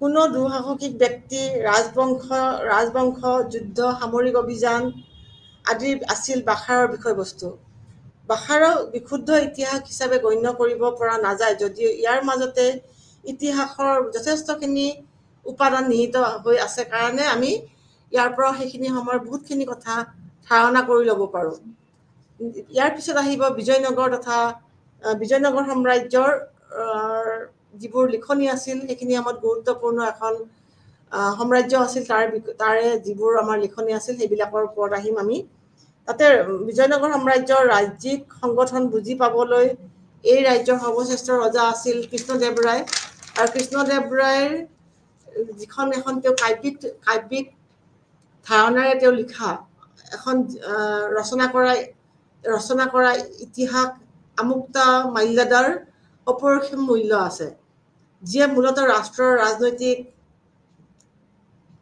ৰাজতান্ত্ৰিক নীতি এজন ৰজাৰ কৰ্তব্য দায়িত্ব প্ৰশাসনিক গাঁথনি সেনাবাহিনী অৰণ্য ৰাজ্যৰ ৰাজহ আদিৰ বিষয়ে বিশদভাৱে বৰ্ণনা কৰি গৈছে ছত্ৰপতি নাৰায়ণী বিশ্বনাথ নায়কৰ ৰায় বাচকমানু গ্ৰন্থখন মাদুৰাই নায়কৰ নিৰ্দেশ বুলি বিশ্বাস কৰা হয় ইও এখন তেলেগু গ্ৰন্থ য'ত কৃষ্ণদেৱ ৰায়ৰ ৰাজত্বকালৰ সময়ৰ কথাও আলোচনা কৰা হৈছে যদিও এইখন কৃষ্ণদেৱ ৰায়ৰ ৰাজত্বকালৰ পিছত ৰচনা কৰা হৈছিল তথাপিতো ইয়াতে কৃষ্ণদেৱ ৰায়ৰ কথাও উল্লেখ কৰা গৈছে আৰু এখন কৃষ্ণদেৱ ৰায়ৰ ৰাজত্বকালৰ 70 বছৰ পিছত লিখা গৈছিল তথাপিতো ইয়াতে যিহেতু কৃষ্ণদেৱ ৰায় বিজয়নগৰ সাম্ৰাজ্যৰ সৰ্বশ্ৰেষ্ঠ ৰজা আছিল তেওঁৰ বিষয়ে যথেষ্টখিনি ইয়াতে উল্লেখ কৰা হৈছে ইয়াত মাদুৰাই ৰাজ্যৰ ৰাজনৈতিক বৈধতাৰ বাবে দৰখাগত ক্ষমা প্ৰাৰ্থনা আগবঢ়োৱাও হৈছে কিছু যদি ধৰক একাউণ্টত কিবা মানে টকাত বেলেগো লিখা হৈছে ইয়াতে ক্ষমা প্ৰাৰ্থনা কৰা গৈছে যিয়ে নহওক ইয়াৰ পিছত এটা অতি গুৰুত্বপূৰ্ণ একাউণ্ট আমাৰ নিজৰ অঞ্চলৰ অসমৰ আঞ্চলিক ইতিহাস বুলি ক'বলৈ গ'লে বুৰঞ্জী সাহিত্যসমূহৰ কথা অতি গুৰুত্ব সহকাৰে আমি ইয়াৰ নাম ল'ব পাৰোঁ। আহোমসকল যেতিয়া অসমলৈ আহিছিল, তেওঁলোকে এটা পৰম্পৰাই আছিলে, তেওঁলোকে যিবোৰ কাম কৰি গৈছে দৈনন্দিন জীৱনত সকলোবোৰ লিপিবদ্ধ কৰা। আৰু এই লিপিবদ্ধকৰণকে পিছলৈ আমি যেতিয়া আহোমসকলে অসমত যেতিয়া ৰাজত্ব প্ৰতিষ্ঠা কৰিছিল, তেতিয়াৰ পৰা ইয়াক আমি বুৰঞ্জী সাহিত্য হিচাপে গুৰুত্ব সহকাৰে ফৰ্মেলি ইয়াতে লিখিবলৈ আৰম্ভ কৰিছিলোঁ। প্ৰথমত ইয়াতে আমি অলৰেডি কোৱা গৈছে, বুৰঞ্জী সাহিত্য অধ্যয়ন নকৰাকৈ আমি অসমৰ তথা আহোমসকলৰ ইতিহাস সম্পূৰ্ণ হ'ব নোৱাৰে বুলি আমি ক'ব পাৰোঁ। প্ৰথমতে আহোম তথা টাই উপভাষাত এই লিখনিসমূহ লিখা গৈছিল। আহোম ভাষা আছিলে, আহোমৰ যিটো ভাষা টাই ভাষা, তাত লিখা হৈছিলে। আৰু বিশেষকৈ সেই সময়ত ৰজা, স্বৰ্গদেউ, পুৰোহিত, বাইলুং সম্ভ্ৰান্ত আৰু সেই সময়ৰ যিবোৰ ঘটনা হৈছিল সেইবোৰ আমাৰ টাই ভাষাত লিপিবদ্ধ কৰি থৈ গোৱা হৈছিল। কিন্তু পিছলৈ অসমীয়া ভাষাতো বুৰঞ্জী লিখিবলৈ আৰম্ভ কৰা হৈছিল। আৰু বুৰঞ্জী সাহিত্যসমূহ কেৱল মাত্ৰ আহোমৰ বিষয়ে লিখিছিল এনেকুৱা নহয়। সেই সময়ত তেওঁলোকৰ ওচৰ চুবুৰীয়া জয়ন্তীয়া, কাছাৰী, কোচ আদিৰ লগতে যিবোৰ আমাৰ তলত কিছুমান কাৰ্বি, মিৰি, মিকিৰ, চুতীয়া আদিৰ বিষয়েও যথেষ্টখিনি ইতিহাস প্ৰণয়ন কৰা হৈছিল।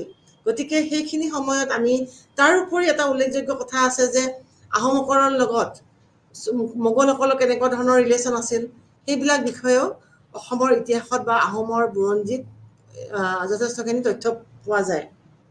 ইয়াৰ উপৰিও জয়ধ্বজ সিংহ আৰু চক্ৰধ্বজ সিংহৰ ৰাজত্বকালত নাৰা, চুতীয়া, মৰাণ, বৰাহী, কোচ আৰু মোগলৰ লগত আহোমসকলৰ লগত হোৱা সংঘৰ্ষৰ বিষয়ে আমি যথেষ্টখিনি তথ্য আহৰণ কৰিব পাৰোঁ। আহোম স্বৰ্গদেউসকলৰ তত্বাৱধানত বুৰঞ্জী ৰচনা হোৱাৰ উপৰিও ডা ডাঙৰীয়াসকলৰ প্ৰত্যেকৰে ঘৰে ঘৰে ব্যক্তিগতভাৱে বুৰঞ্জী লিখা কথা আছিল। সাধাৰণতে বিভিন্ন ৰাজনৈতিক বিষয়ক আদি কথা বুৰঞ্জীত লিপিবদ্ধ কৰা হৈছিল। বুৰঞ্জী পুথিৰ জৰিয়তে বিভিন্ন ঘটনাৰ হুবহু বিৱৰণ দিয়াৰ যত্ন কৰা হৈছিল। বিভিন্ন ধৰণৰ গুৰুত্বপূৰ্ণ চৰকাৰী কাগজ-পত্ৰ আৰু ৰজাঘৰৰ বুৰঞ্জীসমূহ তদাৰক কৰিবৰ কাৰণে গন্ধিয়া ফুকন নামৰ এক শ্ৰেণী বিষয়ন যুক্ত আছিল। মধ্যযুগৰ বুৰঞ্জী পুথিসমূহ স্পষ্ট আৰু সহজ সৰল ভাষাত লিখা হৈছিল।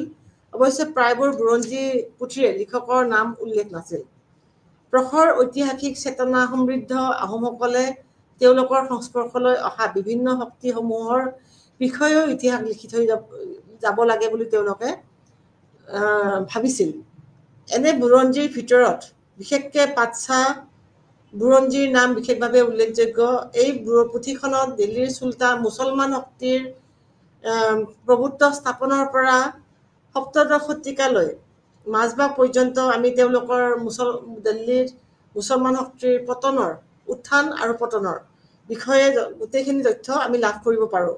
তাৰোপৰি আহোম ৰাজত্বকালত চুবুৰীয়া শক্তিৰ বিষয়ে লিখা জয়ন্তীয়া বুৰঞ্জী, ত্ৰিপুৰা বুৰঞ্জী, কাছাৰী বুৰঞ্জী আৰু লগতে দেওধাই অসম বুৰঞ্জীত চুতীয়া, মিকিৰ আৰু বাৰ্মিজবিলাকৰ বিষয়ে আমি জানিবলৈ পাৰোঁ। আৰু কেনেকৈ পিছলৈ আহোম শক্তিৰ পতন ঘটি ব্ৰিটিছসকলৰ শাসনৰ আৰম্ভণি হৈছিল, এনেকুৱা ধৰণৰ কথাও আমি এই বুৰঞ্জীসমূহৰ পৰাই জানিবলৈ পাৰোঁ। আৰু লগতে অকল যে ৰাজনৈতিক ইতিহাসে এনেকুৱা নহয়, সেইখিনি সময়ৰ বিশেষকৈ ৰাজনৈতিক ইতিহাসৰ কথা বেছিকৈ আছিল, কিন্তু আমাৰ সামাজিক বুৰঞ্জীও আছিল, সাংস্কৃতিক বুৰঞ্জীও আছিল। আহোমৰ বুৰঞ্জী লিখন প্ৰক্ৰিয়া বুৰঞ্জীবিদ তথা পণ্ডিতসকলে অতি গুৰুত্ব সহকাৰে লৈছে আৰু ইয়াক ভূয়সী প্ৰশংসা কৰিছে। বিশেষকৈ অসমৰ প্ৰাচীন বুৰঞ্জী সাহিত্য ভাৰতৰ আন উপভাষাবিলাকৰ মাজত একক আৰু অতুলনীয়। ভাৰতৰ আৰ্য ভাষাসমূহে অৱশেষত আহোমৰ পৰা গ্ৰহণ কৰা বুৰঞ্জী লিখাৰ ৰীতি আহোমসকলৰ এক মহান অৱদান। ইয়াকে ক'বলৈ বিচৰা হৈছে যে আহোমসকলে যিটো ষ্টাইলত, যিটো শৈলীত তেওঁলোকৰ ইতিহাস সংকলন কৰিছিল, সেইবোৰ পিছলৈ ভাৰতৰ বেলেগ বেলেগ ৰাজ্যসমূহেও তেওঁলোকৰ ইতিহাস ৰচনাৰ ক্ষেত্ৰত এইটো তেওঁলোকে গ্ৰহণ কৰিছিল। আৰু সেইকাৰণে এইটো বুৰঞ্জী হৈছে আহোমসকলৰ অৱদান আৰু ইয়াক বিভিন্ন ৰাজ্যলৈ বিস্তাৰিত কৰিছিল। নেক্সট আহিব আঞ্চলিক ভাষাত গুজৰাটৰ খ্যাত সমকালীন ভাৰতবৰ্ষত বিশেষকৈ গুজৰাটৰ লগতে ৰাজস্থানতো প্ৰচলিত আৰু বিশেষভাৱে প্ৰশংসিত পৰম্পৰা আছিলে খ্যাত আৰু এবিধ ঐতিহাসিক পৰম্পৰা। এইসমূহ বিশেষভাৱে চাৰণ কবিসকলে বা ৰচয়িতাসকলে নিজৰ শাসক গোষ্ঠীৰ পৃষ্ঠপোষকতাত থাকি লিখিছিল আৰু ইয়াৰ মূল লক্ষ্য আছিল ৰাজ পৰিয়ালৰ কৃতিত্বসমূহ চিৰযুগমীয়া কৰি ৰখা। খ্যাতসমূহ সাধাৰণতে ৰচয়িতাৰ নাম অনুসৰি নামকৰণ কৰা হৈছিল, যেনে কল্কি দাস ৰুৰি খ্যাত, নয়ন সি কি খ্যাত ইত্যাদি। চাৰণ কবিসকলে ৰাজ পৰিয়ালৰ প্ৰতি প্ৰশংসাৰত সংগীত ৰীতি বা জীৱন যাত্ৰা সম্পৰ্কত গান এই খ্যাতসমূহত প্ৰতিফলন ঘটিছিল। প্ৰথমতে খ্যাতসমূহ গান আকাৰত গীত আকাৰতহে প্ৰকাশ কৰা হৈছিল। বাস্তৱিকতে খ্যাতসমূহ হ'ল চাৰণ কবিসকলে পদ্যৰ আকাৰত লিখা কিছুমান ঐতিহাসিক ঘটনা প্ৰবাহ। সপ্তদশ শতিকাতহে এই খ্যাতসমূহ গ্ৰন্থ আকাৰে সংকলন কৰা হৈছিল। ইয়াৰ পিছত আমাৰ নেক্সট এটা ৰিজনেল লেংগুৱেজত আমাৰ ৰিজনৰ কথা আহিব কাশ্মীৰ। কাশ্মীৰ অঞ্চলৰ ইতিহাস জানিবলৈ বিশেষভাৱে আমি সংস্কৃত গ্ৰন্থ সাহিত্যৰ ওপৰত গুৰুত্ব আৰোপ কৰিব লাগিব। খেমেন্দ্ৰৰ লোকপ্ৰকাশ কাশ্মীৰৰ প্ৰশাসনিক গাঁথনি আৰ্থ-সামাজিক অৱস্থাৰ বিষয়ে গভীৰভাৱে আলোচনা কৰা হৈছে। একেদৰে 1459 খ্ৰীষ্টাব্দলৈ কাশ্মীৰৰ ইতিহাসৰ বিষয়ে আলোচনা কৰা কলহনৰ ৰাজতৰংগিনীত আৰু 1486লৈকে কাশ্মীৰৰ শাসকসকলৰ বিৱৰণী শ্ৰীবিজয়ৰ ৰাজতৰংগিনীত সেই সময়ৰ ৰাজনৈতিক আৰু আৰ্থ-সামাজিক ইতিহাস বুজিবলৈ অতি গুৰুত্বপূৰ্ণ। পিছৰ সময়ৰ বাবে পাৰ্চিয়ান গ্ৰন্থ বাহাৰিস্তান ই শ্বাহী আৰু তাৰিখী ৰাচিদিৰ লিখনিসমূহ মিৰ্জা হাইদাৰৰ ডাঠে সেই সময়ৰ পৰিঘটনাসমূহ প্ৰাথমিক আৰু সম্পূৰ্ণ জ্ঞান দিয়ে। এইখিনি হৈছিলে কাশ্মীৰৰ ৰিজনেল ইতিহাস। কিন্তু আমি আগতে অকণমান ডিছকাছ কৰি থৈ আহিছিলোঁ যে সম্ৰাট জাহাংগীৰে তেওঁৰ লিখনিত কাশ্মীৰৰ বিষয়ে যথেষ্টখিনি এটা প্ৰাঞ্জল ধাৰণা বা এটা বিৱৰণী আগবঢ়াইছিল। গতিকে তাৰ পৰা আমি যথেষ্টখিনি কাশ্মীৰৰ বিষয়ে জানিবলৈ পাৰোঁ। লগতে যিখিনি লোকেল লেংগুৱেজ বা যিখিনি ভাষা ৰিজনেল লেংগুৱেজ তাৰ পৰা আমি কাশ্মীৰত বিশেষকৈ সংস্কৃত লেংগুৱেজৰ ওপৰত আমি ডিপেণ্ড কৰিব পাৰোঁ। এতিয়া আমাৰ আহিব চামাৰীত আমি অলৰেডি মই যিহেতু আপোনালোকৰ ওচৰত এইটো চেপ্টাৰ ট্ৰেন্ডছ ইন হিষ্ট্ৰী ৰাইটিং বা ইতিহাস ৰচনা পৰম্পৰাৰ বিষয়ে দুটা ক্লাছ লৈছোঁ অলৰেডি। আগতে এটা ল'লোঁ আৰু আজি এটা লৈছোঁ। গতিকে আমি দুয়োটা মিলাই আমি ইয়াৰ চামাৰীটো ক'বলৈ পাৰিম। গতিকে আপোনালোকে মন কৰিব কথাটো। মধ্যযুগৰ ইতিহাস লিখাৰ প্ৰধানকৈ দুটা পৰম্পৰা আছিল। এটা আছিল আৰবী ভাষাত লিখা আৰু আনটো আছিলে পাৰ্চী ভাষাত ইতিহাস ৰচনা পৰম্পৰা। আগৰ ক্লাছত আমি এইখিনি ডিছকাছ কৰিছোঁ। যেতিয়া আৰবিক ইতিহাস ৰচনা সঁচাকৈ ইতিহাসৰ যুগ বুলি ক'ব পাৰি, পাৰ্চী ইতিহাস পৰম্পৰাই মূলতঃ বংশগত ইতিহাসৰ ওপৰতহে গুৰুত্ব আৰোপ কৰিছিল। ভাৰতত বহুলাংশে পাৰ্চী ইতিহাস পৰম্পৰাই অধিকাৰ বিস্তাৰ কৰিছিল। ৰাজনৈতিক ইতিহাসৰ ভিতৰত দিল্লীৰ চুলতানীৰ মিনহাজ যুদ্দিন চিৰাজৰ তাবাকাত ই নাছিৰে আমাক যথেষ্টখিনি ৰাজনৈতিক বিৱৰণ তথা অৱস্থাৰ বিষয়ে জনাইছে। লগতে এটা কথা উল্লেখ কৰিব পাৰোঁ যে মিনাছুদ্দিন চিৰাজে যিখন তাবাকাত ই নাছিৰ লিখিছিলে, তেখেতে চুলতান যুগৰ এজন গুৰুত্বপূৰ্ণ ৰাইটাৰ আছিলে। তেখেতে অসমত মুছলমান কামৰূপ, অসম নহয় তেতিয়া পুৰণি কালত কামৰূপৰ নাম আছে, কামৰূপত মুছলমানৰ আক্ৰমণৰ ওপৰত যথেষ্টখিনি তথ্য আগবঢ়াই থৈ গৈছে। লগতে মধ্যযুগৰ বিষয়তেতো ভাৰতৰ মধ্যযুগৰ বিষয়তে লিখি থৈ গৈছিলে। লগতে অসমৰ বিষয়ে আমি যথেষ্টখিনি তথ্য পাবলৈ পাৰোঁ। তেওঁৰ অতিৰিক্তভাৱে প্ৰিচাইজ ৰাজনৈতিক বিৱৰণ তথা সবিশেষ আৰু কালক্ৰম আৰু বংশানুক্ৰমিকৰ ওপৰত বিশেষকৈ ইলাবৰী ট্ৰাৰ্ক ডাইনেষ্টি আৰু ইয়াৰ শাসকসকলৰ বিষয়ে তেওঁ ভৰি আছে। ইলাবৰী ট্ৰাৰ্ক ডাইনেষ্টিত যিখিনি আছে, আমি মুছলমান শাসকসকলৰ বিষয়ে আমি ইয়াৰ পৰা জানিবলৈ পাৰোঁ। ইয়াৰ বিপৰীতে যদিও জিয়াউদ্দিন বাৰানীৰ কথাও আমি অলৰেডি আগতে ডিছকাছ কৰিছোঁ। তেওঁ অতি গুৰুত্বপূৰ্ণ ৰাইটাৰ আছিলে, যাক যাৰ তথ্যসমূহ অতি গুৰুত্বপূৰ্ণ হয় মধ্যযুগৰ ভাৰত বুৰঞ্জী ষ্টাডি কৰিবলৈ। ইয়াৰ বিপৰীতে যদিও বাৰাণীয়ে একেটা কথাকে লিখিছে, পাৰ্চী ইতিহাস পৰম্পৰা তথা ঐতিহ্যৰ বিশ্লেষণ আৰু দৃষ্টিভংগী বহুত বিশাল আৰু সাধাৰণ মানুহৰ জীৱনৰ ওপৰত আৰু তেওঁৰ ইতিহাসৰ অধিক সমালোচনাত্মক দৃষ্টিভংগী তেওঁ প্ৰদান কৰিছিল। ইয়াৰ পিছত আহিব আমাৰ চুলতানৰ কথা শেষ হ'ল, এতিয়া মোগলৰ কথা আহিব। মোগলৰ অধীনত বিশেষকৈ ৰাজনৈতিক ইতিহাস বা ক্ৰনিকলৰ প্ৰস্তুত কৰা হৈছিল। আবুল ফজলে এটা বিপৰীত প্ৰকৃতি প্ৰকাশ কৰিছিল, যিটো ষ্টাইলত চুলতানসকলৰ দিনত লিখা হৈছিল। তাৰ পিছত কিন্তু মোগলসকলৰ দিনত আবুল ফজলে আন মোগল ৰাইটাৰসকলৰ বিপৰীতে তেওঁ এটা বেলেগ ষ্টাইলত তেওঁৰ ইতিহাস লিখনি তেওঁ প্ৰস্তুত কৰিছিল। তেওঁ গুৰুত্ব দিয়াৰ ফলত ইতিহাস লিখনিৰ পৰম্পৰাৰ ক্ষেত্ৰত এটা নতুন দিশৰ উন্মোচন হৈছিল। তেওঁ বিশেষকৈ যুক্তি আৰু যুক্তিসংগত কথাৰ ওপৰত গুৰুত্ব দিছিল, যাৰ ফলত মোগল যুগৰ ইতিহাস লিখাৰ ক্ষেত্ৰত এটা নতুন দিশৰ উন্মোচন হৈছিল। আৰু তেওঁৰ বুৰঞ্জী প্ৰণয়নৰ ক্ষেত্ৰত এনেদৰে এটা নতুন মাত্ৰাও যোগ কৰা হৈছিল। বুৰঞ্জীবিদসকলৰ বিৱৰণীৰ উপৰিও মধ্যযুগটো চৰকাৰী নথিপত্ৰ আছিল। আমি অলৰেডি পঢ়িলোঁ বুৰঞ্জীবিদসকলৰ বিৱৰণীৰ ক্ষেত্ৰত। প্ৰথমতে আমি আগৰ ক্লাছত আমি পঢ়িছোঁ চুলতানৰ দিনত জিয়াউদ্দিন বাৰাণী, বিশেষভাৱে মোগলৰ দিনত আবুল ফজল, লগতে আৰু বহুত আছে। আবুল ফজল এই দুজনৰ বিষয়ে আমি আলোচনা কৰিছোঁ স্পেচিয়েলি। কিন্তু তাৰ বাহিৰেও আৰু যথেষ্টখিনি আমাৰ ৰাইটাৰবিলাকৰ লিখনিৰ বাহিৰেও আমাৰ অফিচিয়েল ৰেকৰ্ডছবোৰ আছিলে, চুফীসকলৰ ৰাইটিংছবোৰ আছিলে। তাৰপিছত আছিলে ইনচা তথা চিঠিপত্ৰ সংকলনবিলাক আছিলে। এনেকুৱা ধৰণৰ ৰিজনেল লেংগুৱেজৰ কথা আমি পঢ়িলোঁ অলৰেডি। বিদেশী ভ্ৰমণকাৰীবিলাকৰ কথাও পঢ়িলোঁ। বিশেষভাৱে চুলতান যুগত মুছলমান ৰাইটাৰবিলাকে, বিদেশী ৰাইটাৰবোৰে বহুতখিনি কথা আমি জানিবলৈ পাওঁ। লগতে মোগল যুগত আমি বিদেশী ৰাইটাৰ হিচাপে বিশেষভাৱে ইউৰোপীয়ান ৰাইটাৰবিলাকৰ বিৱৰণী আমি বিশেষভাৱে জানিবলৈ পাৰোঁ। গতিকে এনেকুৱা ধৰণৰ কথাৰ ক্ষেত্ৰত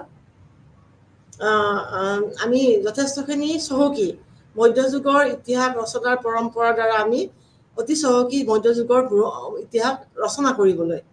বিশেষকৈ ইয়াতে এটা কথা দিয়া গৈছে যে মধ্যযুগটো চৰকাৰী নথিপত্ৰৰ বা দস্তৰ উল আমল ক্ষেত্ৰত যথেষ্ট চহকী আছিল। চৰকাৰী নথিপত্ৰৰ ক্ষেত্ৰতো আৰব জিঅ'গ্ৰাফাৰ আৰু ইউৰোপীয়ান ট্ৰেভেলাৰৰ টোকাই আৰবসকলৰ জিঅ'গ্ৰাফাৰ আৰু ইউৰোপীয়ান ট্ৰেভেলাৰৰ টোকাই ইতিহাস লিখনিৰ ক্ষেত্ৰত পৰম্পৰাত নতুনকৈ এফ্ৰ ইউৰোপীয়ান এটা দৃষ্টিভংগী প্ৰদান কৰিছে। আৰু এই ৰেকৰ্ড তথা তথ্যসমূহ অধিক গুৰুত্বপূৰ্ণ হৈ পৰে যেতিয়া কোনোবাই বেলেগত নোপোৱা একচেটিয়া তথ্য কিছুমান এই ভ্ৰমণ কাহিনীসমূহত পায়। অলৰেডি ভ্ৰমণ কাহিনী বা আগৰ যিবোৰ লিখনি আছে চবতে বহুতখিনি সাধাৰণতে একেধৰণৰ তথ্য পোৱা যায়। কিন্তু যিহেতু ভ্ৰমণকাৰী তেওঁলোকৰ দৃষ্টিভংগী আমাৰ ভাৰতত থকা ভাৰতৰ যিবোৰ ভাৰতবাসীৰকে তেওঁলোকৰ কিছু দৃষ্টিভংগী বেলেগ হয় ভাৰতৰ ক্ষেত্ৰত। আৰু সেইবিলাক আমাৰ কাৰণে বেছি তেনেকুৱা ধৰণৰ দৃষ্টিভংগী যিখিনি আমি ভাৰতীয় লিখকৰ মাজত নাপাওঁ, সেইখিনি আমাৰ কাৰণে বেছি গুৰুত্বপূৰ্ণ হৈ পৰে। যদিও মধ্যযুগীয় ইতিহাস লিখনিত পাৰ্চী ইতিহাস লিপিৰ পৰম্পৰাৰ দ্বাৰা নিৰ্মিত হৈছিল, আঞ্চলিক বুৰঞ্জীসমূহৰ পৰম্পৰাও যথেষ্ট উপযোগী, বিশেষকৈ মোগলসকলৰ বিভিন্ন ৰেকৰ্ড তথা তথ্যৰ অনুপস্থিতিত। মোগল যুগত এটা বস্তু আমি পঢ়িছোঁ, আগতে আমাৰ আলোচনা কৰা হৈছে, মোগল যুগত কিছুমান ৰাইটাৰে তেওঁলোকৰ কিছুমান ড্ৰবেক্স আছিলে। মোগল যুগৰ সম্ৰাটসকলৰ কোনো সম্ৰাটৰ কিবা কিবি ক্ষেত্ৰত ড্ৰবেক্স আছিলে। সেই ড্ৰবেক্সসমূহ বিশেষকৈ আমি ৰেকৰ্ডসমূহৰ পৰা পাবলৈ পাৰোঁ বা বিদেশী ৰাইটাৰসকলৰ লিখনিৰ পৰা আমি পাবলৈ পাৰোঁ। এতিয়া আমাৰ এইখিনি হৈছে আমাৰ চেপ্টাৰটো আজি এইখিনিতে শেষ হ'ব। কিন্তু তাৰ মাজতে আমাৰ কিছুমান কুৱেশ্যন আহিব। সেই কুৱেশ্যনছকেইটা আমি অকণমান আহিব পাৰে, সেই গুৰুত্বপূৰ্ণ কুৱেশ্যনছবিলাক আমি এবাৰ চাব পাৰোঁ। সেইখিনিৰ ভিতৰত আমি এবাৰ চাব পাৰোঁ যে প্ৰথমতে আমি চাব পাৰোঁ প্ৰথম চেপ্টাৰত আমাৰ কুৱেশ্যন আহিব পাৰে জিয়াউদ্দিন বাৰাণীৰ বিষয়ে লিখিব টোকা আহিব পাৰে। জিয়াউদ্দিন বাৰাণীৰ বিষয়ে আবুল ফজলৰ বিষয়েও আমাৰ কিছু এটা টোকা আহিব পাৰে। তাৰ বাহিৰে আমি কিছুমান ৰুমালছ বুলি এটা ৱৰ্ড পাইছিলোঁ অকণমান আগতে, আমি সেইটোৰ তাৰ বিষয়ে আমি জানিব লাগিব। বুৰঞ্জীৰ বিষয়ে বিশেষকৈ আহিব পাৰে বেলেগ ধৰণে, আৰু নাইবা এনেকুৱাও হ'ব পাৰে আবুল ফজলৰ আইনী আকবৰীৰ বিষয়ে লিখিবলৈ দিব পাৰে। এনেকুৱা ধৰণৰ কুৱেশ্যনছবোৰ আমাৰ ক্ষেত্ৰত অতি গুৰুত্বপূৰ্ণ। এতিয়া তাৰ বাহিৰেও থেংক ইউ।